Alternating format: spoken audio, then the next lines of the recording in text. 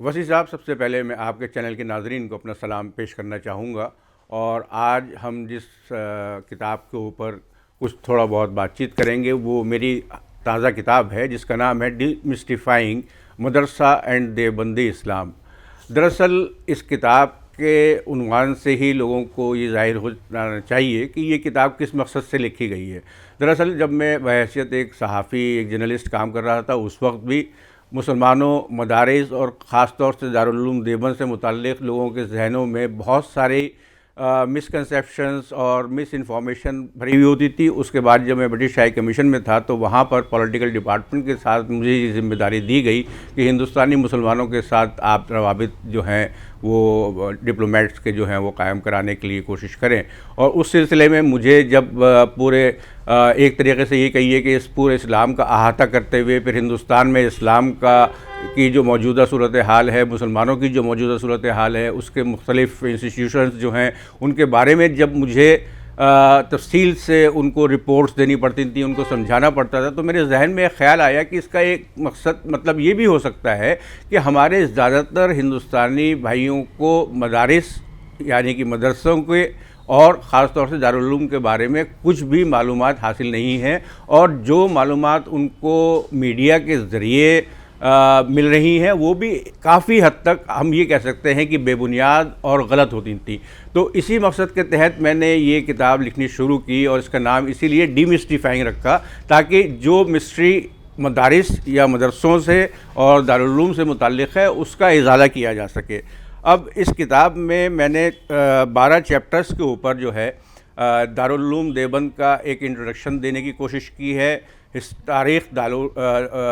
या history of Darul Uloom बताया है। उसके बाद दारुल उलूम कायम होने के पीछे क्या बुनियादी फ़लसफ़ा था हमारे मुस्लिम मकाबरीन का, हमारे रहनुमाओं का, और वो किस शख्स के फ़िलासफ़ी से सबसे ज़्यादा मुतासिर थे, उसके बारे में मैंने पूरा एक चैप्टर लिखा है जो कि शाह वलीउल्लाह देहलवी के ऊपर है। क्योंकि जब हम बात करते हैं दारुल उलूम की तो दारुल उलूम को हम कह सकते हैं कि ये मिनहाज शाह वलीउल्लाह है, ताकि यानी कि जो हज़रत शाह वलीउल्लाह की फ़िलासफ़ी थी कि एक आम मुसलमान तक दीन को पहुँचाया जा सके, उस काम को दारुल उलूम ने आगे बढ़ाया।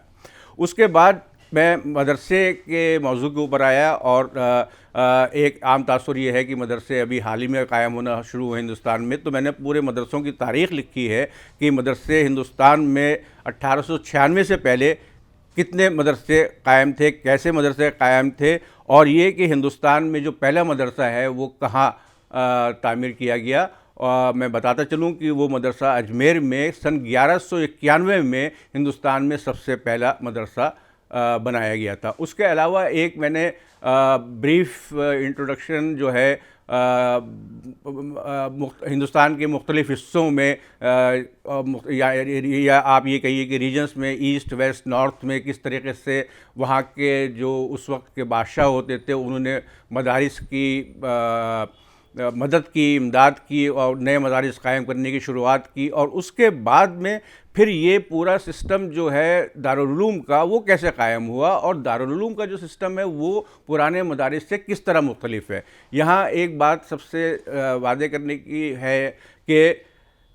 दारुल उलूम के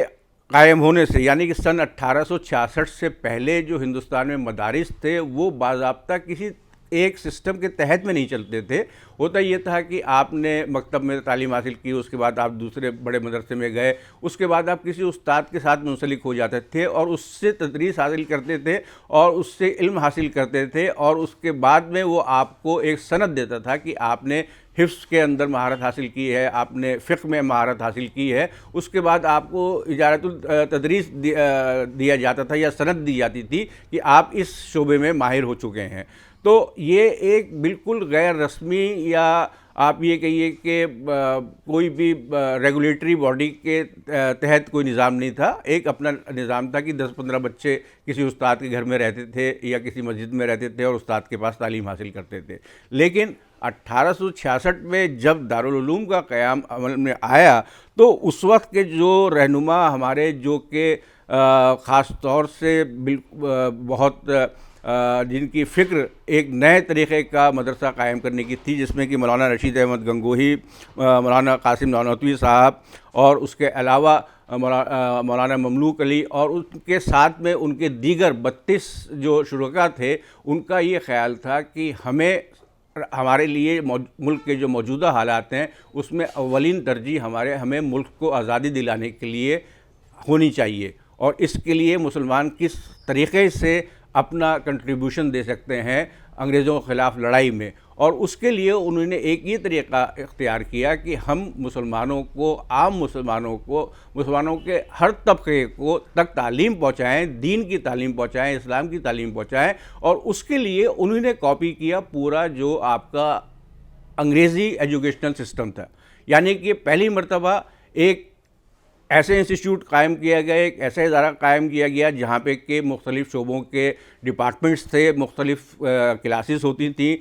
کلاس روم ہوتے تھے، ہاسٹل بنایا گیا، وہاں پر بچوں کی رہائش کا انتظام کیا گیا، ان کے کھانے پینے کا انتظام کیا گیا، اس کے علاوہ ان کی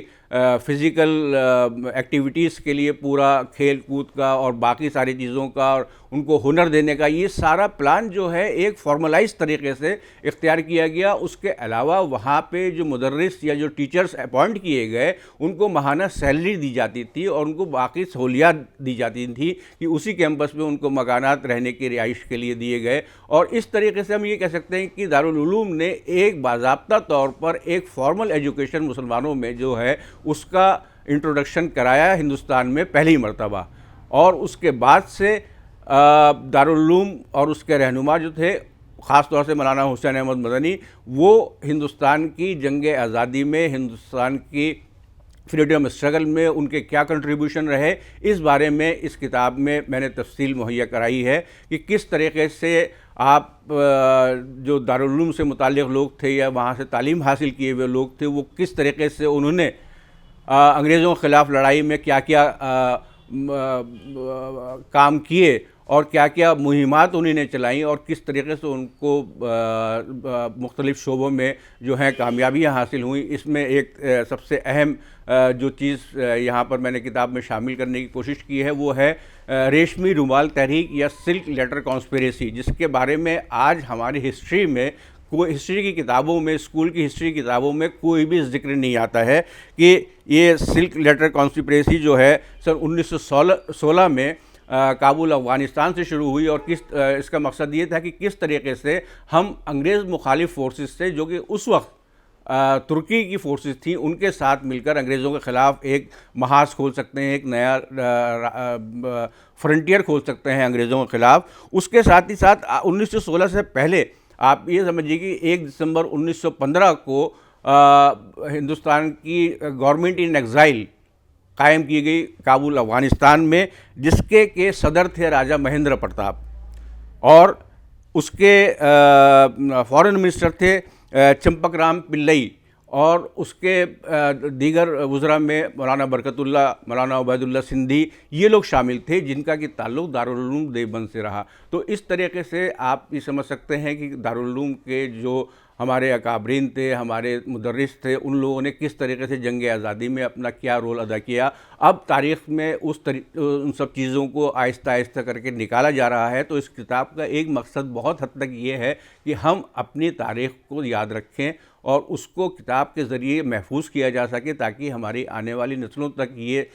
چیزیں پہنچ سکیں۔ اور اس کے ساتھ ہی ساتھ میں نے ایک چیپٹر فوکس کیا ہے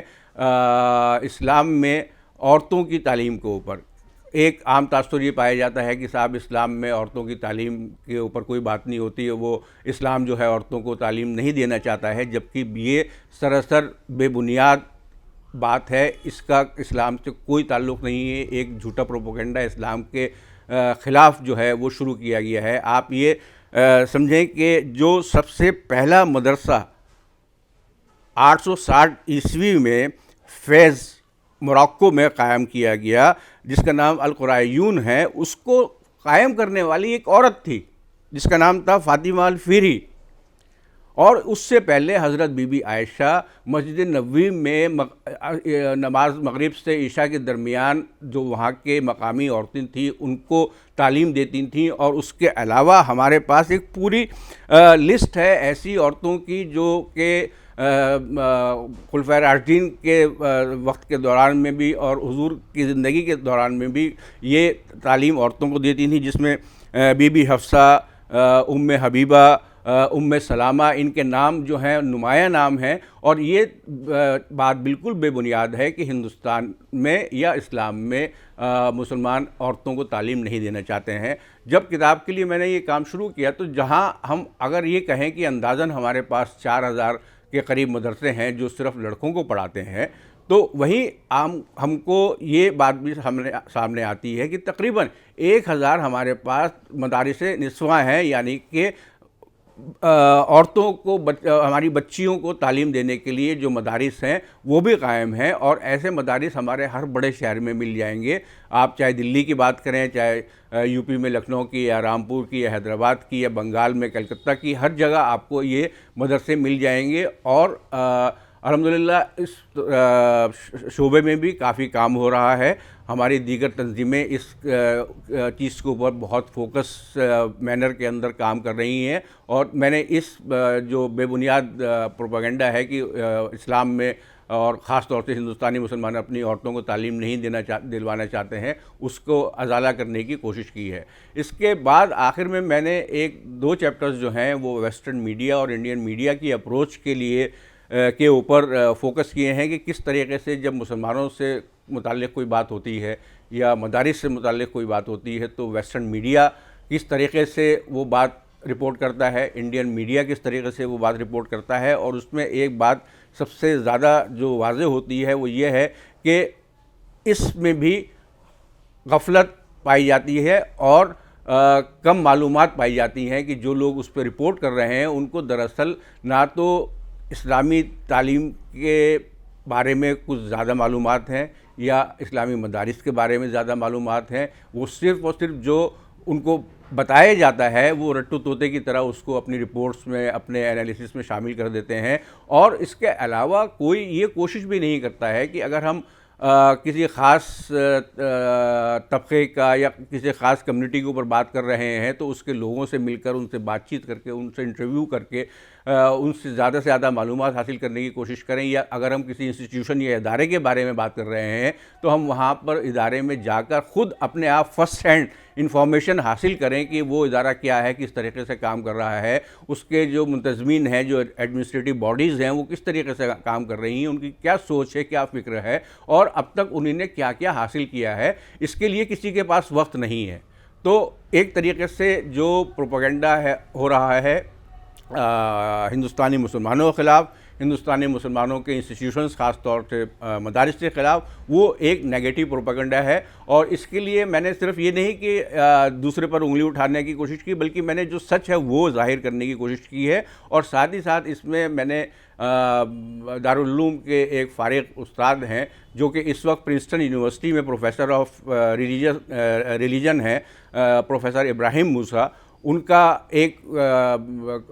اپنے انٹرویو میرے ساتھ ایک انٹرویو کے دوران انہوں نے ایک بہت ناول کانسیپٹ جو ہے وہ ہمارے سامنے لایا کہ ہمیں مدارس کے جو منتظمین ہیں ان کو ایک مدرسہ ٹورزم کا نیا ٹاپک شروع کرنا چاہیے تاکہ لوگوں کو لا کے مدرسے میں رکھیں 10 دن 15 دن، ان کو بتایا جائے کہ کس طریقے سے صبح 5 بجے سے جو مدرسے میں علم و تدریس کا یا تعلیم یا ایجوکیشن کا جو پورا ایک پروگرام شروع ہوتا ہے وہ پورے دن میں کس طریقے سے چلتا ہے، کیا کیا دن کے مختلف اوقات میں کس طریقے سے تعلیم بچوں کو دی جاتی ہے. اس کے علاوہ ان کی ذہنی، ان کی دیگر دینی سوچ کے اوپر کس طریقے سے اس کو پالش کرنے کی کوشش کی جاتی ہے اور کس طریقے سے ان کو ایک پورا ماڈل ہیومن بینگ ہم کہہ سکتے ہیں بنانے کی کوشش کی جا سکتی ہے، اور کس طریقے سے ان کو ایجوکیشن اور اسلام سے متعلق جو موضوعات ہیں اس کی تعلیم دی جاتی ہے. تو یہ ایک اگر ہم مدرسہ ٹورزم کا ایک نیا کام شروع کریں تو اس کے ذریعے بہت سارے جو نیگیٹو مسکنسیپشنز یا مس پرسیپشنز جو کہ اسلام اور خاص طور سے اسلامی مدارس کے خلاف دنیا میں اور ہندوستان میں موجود ہیں، اس کا ازالہ ہو سکتا ہے یا اسے ختم کیا جا سکتا ہے۔